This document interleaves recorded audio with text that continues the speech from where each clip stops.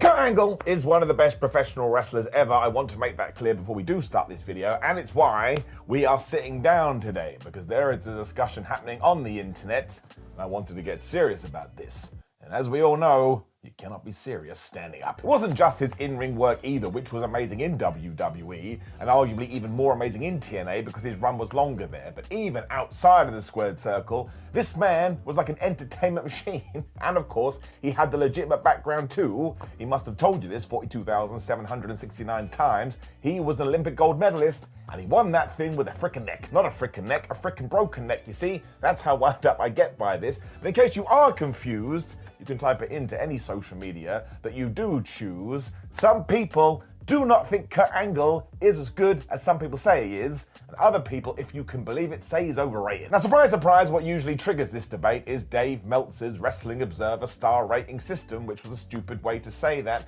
and I will never understand this. Listen, I probably wouldn't be sat here right today if it wasn't for Dave Meltzer and the work that he did way back when. But it's always just going to be one man's opinion, and you are not Dave Meltzer, so you are going to view vet wrestling completely differently to how he does. So you should just look at those stars and go, well, that's interesting that Davey gave it that one. And then you can sit down and do your own ratings too. And you know what? These are equal with each other. Even if somebody only ever watched one wrestling match and they wanted to give it 5 stars, that is cool as well. Because at the end of the day, it's just a bit of fun. And yes, the reason we do talk about this is because Kurt Angle never got a 5-star rating from Dave Meltzer. So we are going to have to dive into that a little bit today. And we'll start with 2025. Because up to this point, which is around about mid-August of this year, Mr. Meltzer has given 26 matches a 5-star rating or higher. Now that feels like a lot, but again, good for him. He can do whatever the flump he wants, and we're going to get into that as well. But what people do is they go back and watch a Kurt Angle match, and they say to themselves, well, I don't think that's necessarily better than Kevin Owens versus Sami Zayn from the Elimination Chamber that also got 5 stars,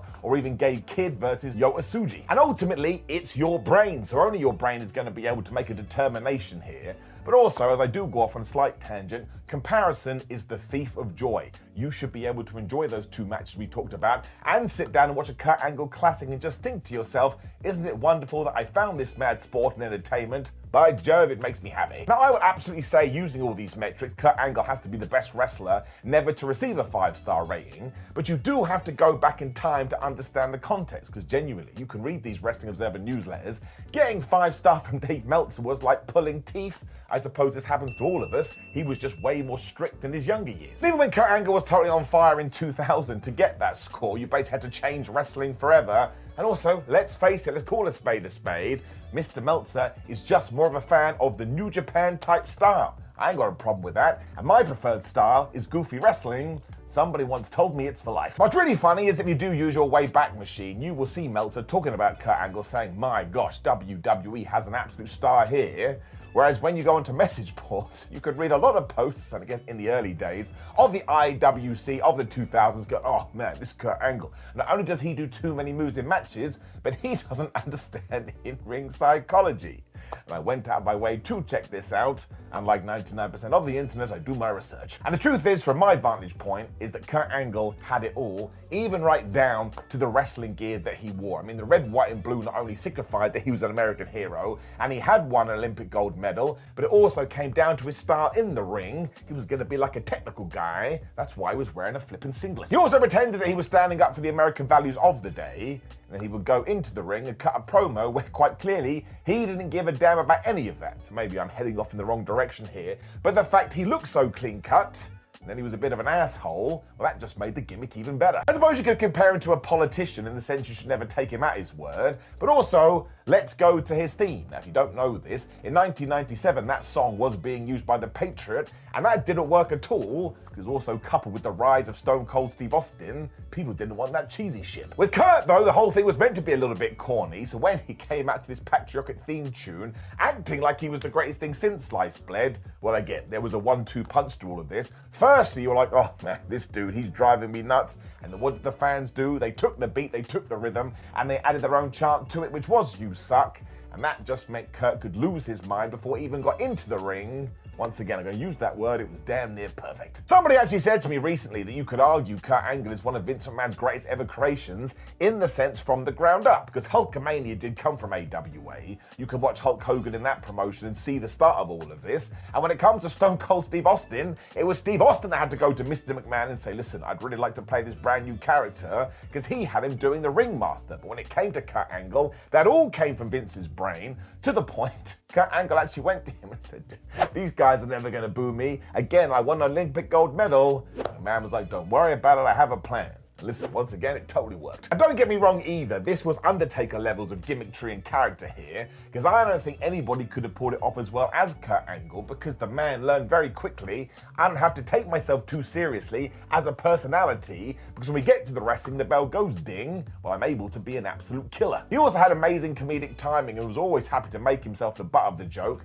Go back to that Edge feud in 2002. The loser was going to have to shave their head, and Kurt did get defeated, so he started wearing a wig, and to make sure it didn't come off mid-fight, he even put one of those amateur headgears over it in order to contain the pressure. Then, of course, eventually they got knocked off, he lost his toupee, and he reacted to this like he was dead. So he really was the best of both worlds, and if you want me to be really annoying, you could call him a great wrestler and a great sports entertainer, because at one moment you think, oh my gosh, he's about to rip somebody's head off, and in another, he was making you laugh out loud in spite of yourself. I mean, the clips still do the rounds on social media all the time from his 2002 feud with Rey Mysterio, when he was all like, listen, you're a boy in a man's world, and man, do I like playing with boys. He then realized what he had said and tried to calm everybody down. Again, he was just making sure he was the punchline here, but because he sold it so well and because he did have no shame, it is just damn entertaining to watch. And why do we pick up a remote control or push play on Netflix? For that exact reason. Taz even sold this as well because he lost it on commentary and told Kurt Angle to put the microphone down.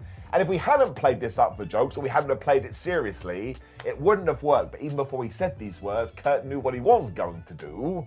Once again, that's something that everybody, especially today, could learn from. Angle was also totally unaware how much of a prick he was, which kind of made him hard to hate, even though he did wind you up. It's more like somebody you work with that just gets under your skin. You don't really want them to fall out of a window or anything, but when you see them coming, you're like, oh, jeez, hit this guy again. And after 5 minutes of conversation, you just want to leave. I suppose it made you more frustrated than actually came across like some heinous individual, but that sort of worked as well, because when it was time to go babyface, which was going to happen, you didn't really have to change the character too much. And that's the secret sauce to the professional wrestling as well. Listen, as a man that loves dumb stuff, if you do all of a sudden want to come out in your dark clothing and your dark glasses with like rock and roll, grungy music playing, that's totally fine. But if you can kind of balance the books a little bit better, well, you're probably going to have a lot more longevity. And yes, the matches themselves, I cannot hear the debate otherwise. Kurt Angle was a master of his class, and he was so desperate to always be the best, it actually didn't matter who his opponent was, he was going to get the best out of him. He could also change his style on the fly, like go and watch his program with Desmond Wolfe in TNA, or today's Nigel McGuinness, who is also a super duper worker.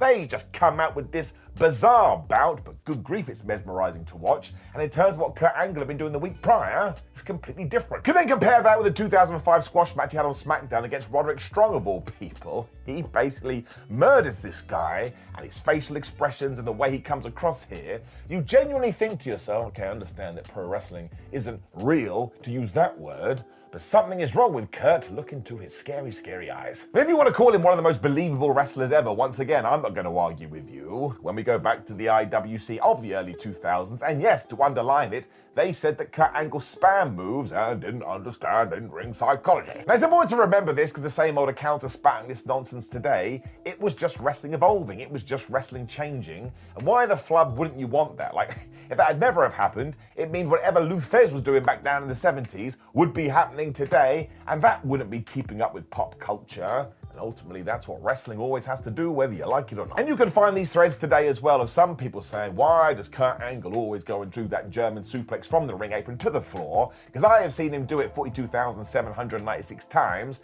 and he's never been successful with it.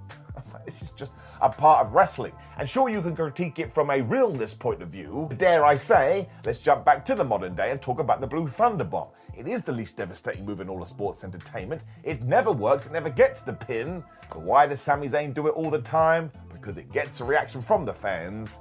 which once again is really all wrestling is. So it's all the same old nonsense really, and because it was part of Kurt's shtick, he would make sure he worked his shtick in, even though deep down in our Tootsie Toes we knew he was never going to do this.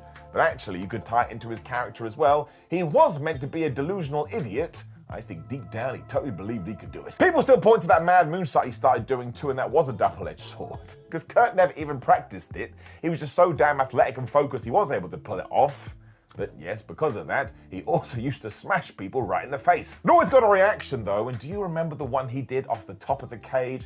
It is one of the scariest things you're ever likely to see. We're kind of doubling back round here, but he did it to get noise from the crowd in attendance. And that's another clip that is still being shown today in 2025. I mean, that must have happened 15 to 20 years ago. It just goes to show that Angle is always trying to add and evolve, though. And actually, I think this comes down to the generational divide, one that I saw with my own eyes, because we can also compare it to somebody like Bret Hart. He would never apply the sharpshooter until he had worked your leg and back for a little bit. But Kurt Angle, if he saw that ankle dangling there, he would jump on it like white on rice. He didn't care that he hadn't lowered your meter. He was going to make you tap out right away. And I really don't understand why both these approaches can't be valid. And actually, I'd be a supporter of making sure that everybody is doing something different, because once again, that's just who Kurt Angle was. He had the self-belief that he could beat you in a couple of seconds. And also, he truly thought his ankle lock was so devastating that if he was able to apply it on you, you got no choice, boy. You gotta tap out. It actually does make sense given his background. He was an Olympic gold medalist, and now once again, let's bring his character back into proceedings and his three I's: intensity, integrity, and intelligence. So let's say he was running amok and he got this all wrong. Well, he's not actually meant to be intelligent. He's meant to be a bit of a dumbass, and he does get carried away. Because of course, he only talked about his three I's to make it sound like he was a hero. But he wasn't.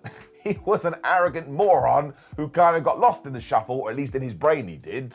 But as ever, he just had the in-ring skill to always somehow come out winning. It's also a daft thing to criticize, and again, I did see people talking about this, because what do you want Kurt Angle to do if he sees the ankle right there? Go to the bathroom, play a game of cards, tell the other guy, excuse me, you've left a gaping wound there. No, man, jump on that dude and kick his ass. There was also this idea that he was pure instinct and that he'd had this drilled into him over and over again. And yes, that goes back to winning the gold medal with a frickin' broken neck. That's not a smart thing to do. That's not something that anybody should advise you to do. And in fact, it's actually dangerous. But this man did it. So if he was going to be a bit dangerous in the ring, well, yeah, fine, that works out. So I would actually say when he was doing all of this, he was in character during these fits and spurts. And actually, in terms of arguing where he is on the totem pole, well, it makes him even better. It's also why the 5-star chat is so redundant, because if you want to ask me right now, do I think Kurt Angle versus Shawn Michaels at WrestleMania 21 would be a 5-star match? I'd be like, yes, I do believe it is. Or I would give it a golden apple. It really did have everything, including Kurt being totally desperate to beat Shawn Michaels because he saw HBK as a legend. But then what happens at the start of the match? Can you believe it? Michaels actually out-wrestles Kurt, and that just sets him off. There's also this amazing part during that where Shawn is able to hit the sweet chin music out of nowhere, and he almost hesitates before making the pin, as if he knows any kind of pressure on this man's torso is going to set him off again. So he kind of collapses in a light heap. I tell you, that thing is laying. That ankle lock that we've already talked about over and over again got a huge response from the crowd, because by that point, everybody assumed that as Shawn Michaels was locked in, he was going to tap out. And I think really we need to talk about the fact that, and I don't know this is 100% true, but when you are talking about wrestlers that always were getting 4-star plus matches, surely Kurt Angle has to be right up there as well. There was no way that Dave Meltzer didn't know how great Kurt Angle was. If you actually read the text, you can get the evidence of this. He just never got an arbitrary number. Once again, I ask you, my friends, who cares? Now, there is one extra caveat to this, which has haunted many a performer, and that is while Kurt Angle was clearly a top guy, he was never a tippity top guy, and you know what I'm talking about. Now, he headlined WWE pay-per-views and he won 6 WWE titles in his tenure, and even when he won his first one in the year 2000, he held that thing for 126 days, and believe you me, that was gargantuan back in the Attitude Era. Most of the time, people lost it. Well, in like 24 hours. But yes, people will hold that against him as well because he wasn't a Steve Austin, he wasn't The Rock, when we have to talk about pay-per-view buy rate number. Now, I would never understand why people like to use this information to make these arguments, because why do you care as a fan? Are you telling me that you can watch an entire show and you don't know whether you enjoyed it until you see some random numbers on the screen? Not horrible, it makes it a little bit weird. I mean, unless you have a financial stake in the company, I really don't think you need to worry about it, but yes, fine, at No Mercy, when Kurt Angle did win that WWE Championship, it only did 550,000 buys, whereas the previous show had done 605,000 buys. Now that was Unforgiven that was headlined by a mad fatal four-way, but let's not also forget that No Mercy was The Rock versus Kurt Angle, which quite clearly was a bigger match, so maybe sometimes life just goes life. I'll also point out, at the Unforgiven show, it was the end of the whole Kurt Angle, Stephanie McMahon, Triple H storyline, and while that was brilliant, everybody knew what was going on. That thing was being dropped like a stone in a pond. It's one of the stupidest things that WWE did do. That should have had a great payoff. Instead, we just forgot about it. But you do have to remember that during all of this, when Angle was flying his flag the highest, Steve Austin and The Rock was basically come and go when it went to the company, and nobody was ever going to be able to replace them. You then jump to the Ruthless Aggression era, which is when Kurt Angle was having all his banger matches. That wasn't a Kurt Angle problem, that was a WWE problem. The Attitude Era was dead, we've done videos about this, and they were desperate trying to find anything. Nobody was going to be able to fix in the short term. It was actually time to calm down, then rebuild. The shame was WWE didn't realize that. It just meant there were far bigger issues than one guy when eventually in 2006 Kurt Angle turned up in TNA. And you do not understand how big this was unless you were there for the event. Nobody could believe it. And what did he do when he had his first pay-per-view against Samoa Joe? He destroyed all company records with a buy rate of 60,000. Now that's nothing compared to WWE, but it was massive by TNA standards. So once again, people gave a damn about Kurt Angle. Even 2 years later, at Lockdown 2008, they pulled 58,000 buys. So it's not like his star power went down the drain. Him and Joe together, well, that was a forever feud. Outside of that as well, in TNA, Kurt Angle also had to sit there and watch some of the bizarre booking. And as a man that was desperate for TNA to succeed, I can tell you firsthand, some of it was absolutely terrible. You could have had Steve Austin walked in, and even then, somebody would have gone, oh man, we've got to check out TNA, because the Rattlesnake's on there, and then they would have seen some atrocious story and gone, you know what, let's just leave the memories alone. I would actually say that thanks to Kurt, he injected life into that company, which is one of the reasons it is still standing today. And if you want to take most of his matches, I'd say 95% of them, and compare them to anything we're doing in 2025, well, damn it, they all stand up. I mean, you could do them anywhere, and I would say once again that Angle is a guy that opened the door in order to make this style so popular as it is in August. And really, so many wrestlers want to be Kurt from a spectacle point of view. Because you could say arguably some of his great feuds didn't have the emotional storylines of other things that we have seen, but when it came to having a match in the ring, he would just draw you in regardless because he was so damn good. And given that we do see so many random bouts on mainstream American television, well, if you're that guy and you can make it work with even out a build, well, you're probably one of the best wrestlers in the world. Like Kurt Angle. It also meant he always had this overall goal, which was to win matches and win championships, so he saw it like a sport. When we will switch over to Kurt Angle's longevity, and listen, I totally understand that he gave so much to pro wrestling, eventually his body did give in, but I can give you a first-hand story from 2016. He was wrestling for WCPW. I was chatting to him backstage, and he just looked a little bit broken down when he went to the ring and that bell rang, and man, you would have no idea. It was like watching a wonderful swan. And I massively regret saying that. And yes, sure, once he did leave TNA in that year, it was a little bit of a slippery slope before he did go back to WWE. But I think we all agree now that it was WWE that made a huge faux pas there. They made Kurt Angle the GM, meaning when he did get back in the ring, he hadn't moved in ages. And as we know, if you suffer any kind of injury, or whether you become an old person, if you want your body to keep moving, you better keep your ass moving. Just when it stole away what could have been a cool final run for Kurt Angle, and yes, we all know the story about his Baron Corbin match. But as always, I am not putting that on either of those two guys. That was stupid booking from above. I'm absolutely not going to throw any bones at somebody who quite clearly gave 100% to the industry, though. You can go right back to his debut, and all he knows is just to hit that go button. I mean, obviously it did come with its detriments, but in terms of respect, man, well, I don't think I can respect anybody more. And sure, today maybe he doesn't occupy the same space as a Stone Cold Steve Austin or The Rock, but my counterpoint to that would be, who the flub does? When you do get into the nitty-gritty though, his name always comes up,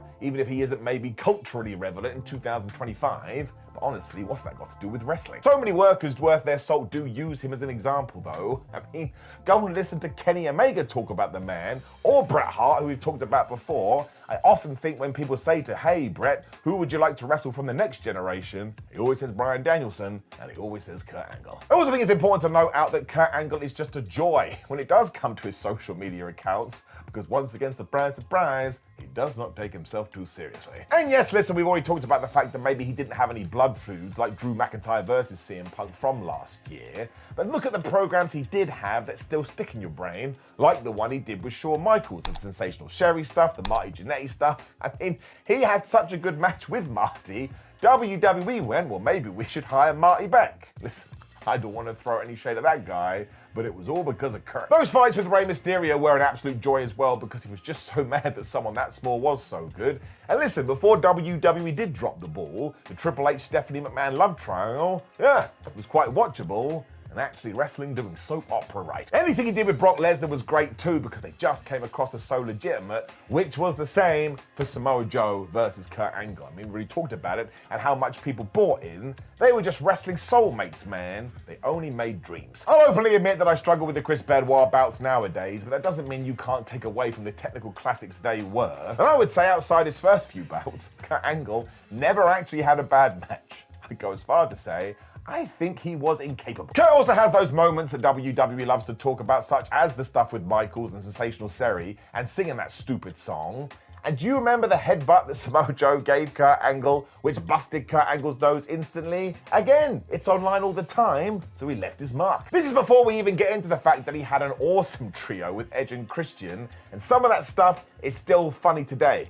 It didn't even last that long, but the chemistry was off the charts.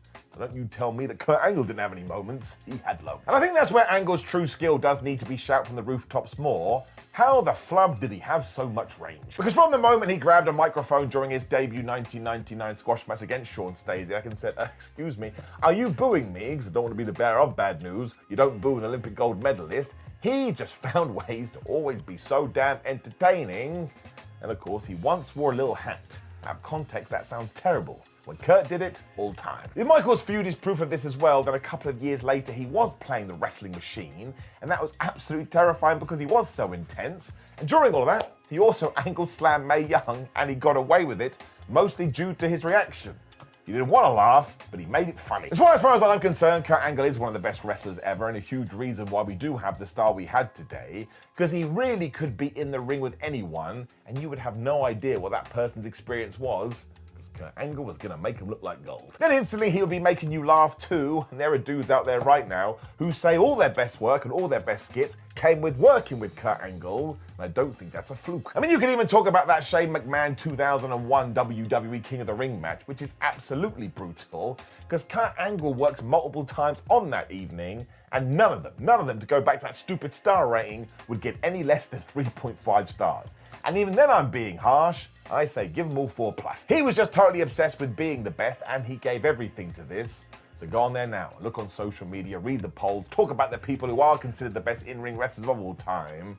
And if Kurt Angle's name doesn't come up within 10 minutes, because I accidentally hit this table, then something has gone very, very wrong. You'll also instantly get replies about all these awesome things that he did do. So to summarize, I think Kurt Angle was absolutely phenomenal, and without him, well, wrestling as we know it today may be damn different. I'm not saying that because I think it's fun. I'm saying it because it's true. It's damn true. That was the worst way I could have possibly ended this video. So instead, I would tell you to drop me a comment below and let me know what you think about Kurt Angle, because one guy won't like him, and we can have a big old chat. Like the video, share the video, and subscribe. Click the video on the screen to get even more information about my opinions on pro wrestling. But otherwise, my friends, of course you're allowed to think this. I just think you're totally nuts, and I'll see you on the next one.